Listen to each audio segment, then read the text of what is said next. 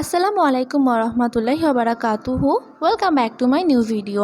আজ তৈরি করে দেখাবো বাচ্চাদের পছন্দের চকলেট কেক, যা তৈরি হবে সুজি আর মাত্র একটা ডিম দিয়ে, যা খেতেও হবে অনেক বেশি মজাদার এবং স্পঞ্জি। খেয়ে মনেই হবে না যে কেকটি শুধুমাত্র একটি ডিম এবং সুজি দিয়ে তৈরি। তো চলো রেসিপিটি দেখে নেওয়া যাক।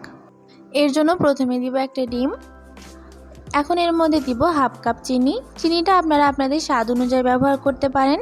দিব 1 চা চামচ ভ্যানিলা এসেন্স দিয়ে এখন খুব ভালো করে এটিকে ফেটিয়ে নিব যতক্ষণ না পর্যন্ত চিনিটা ভালোভাবে গলে যাচ্ছে। 5 থেকে 6 মিনিট ফেটানোর পর এরকম ফ্লাফি হয়ে যাবে। এখন দিব এখানে হাফ কাপ সুজি। সুজিটা দিয়ে ভালোভাবে চিনির সঙ্গে মিশিয়ে নিব।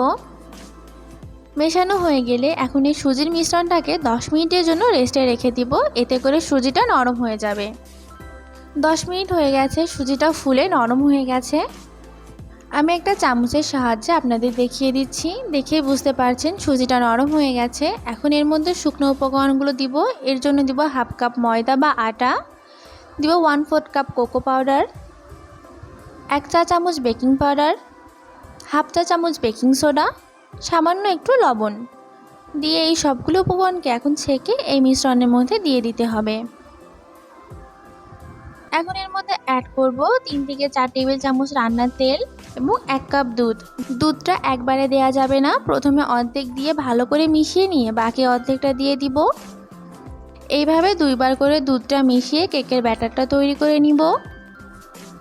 কেকের ব্যাটারটা রেডি হয়ে গেছে, এখন কেকটা তৈরি করে নেওয়ার পালা। এর জন্য যেই মোল্ডে আমরা কেকটা বসাবো তাতে প্রথমে তেল দিয়ে নিয়েছি। এখন এর মধ্যে দিব বাটার পেপার। এখন কেকের মিশ্রণটা দিয়ে দিব।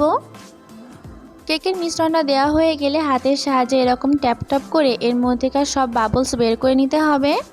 এখানে আগে থেকে আমি একটা কড়াই 2 মিনিটের জন্য হাই হিটে গরম করে নিয়েছি। এখন এই কড়াইয়ের মধ্যে কেকের মোল্ডটা দিয়ে 30 থেকে 35 মিনিটের জন্য লো হিটে বেক করে নিতে হবে।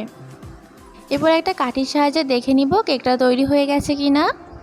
কেকটা তৈরি হয়ে গেলে ঠান্ডা করে ডিমোল্ড করে নিব। এইভাবে একটা ছুরির সাহায্যে চারপাশ থেকে এরকম করে কেটে কেকটাকে বের করে নিতে হবে। দেখতেই পেলেন কেকটা খুব সহজে ডিমোল্ড করা হয়ে গেছে। এখন এর উপরকার বাটার পেপারটা তুলে দিতে হবে। আমাদের এই চকলেট কেকটা একদম পারফেক্টলি তৈরি হয়ে গেছে আর একদম সফট এবং স্পঞ্জি হয়েছে, আর খেতেও মাশাআল্লাহ অনেক মজাদার হয়েছে। মাত্র একটা ডিম আর সুজি দিয়ে এরকম সফট, নরম আর মজাদার চকলেট কেক আপনিও তৈরি করে নিতে পারবেন। কেকটা কেটে দেখাচ্ছি, কেটে দেখালেই বুঝতে পারবেন ভেতরটা কতটা পারফেক্টলি তৈরি হয়েছে।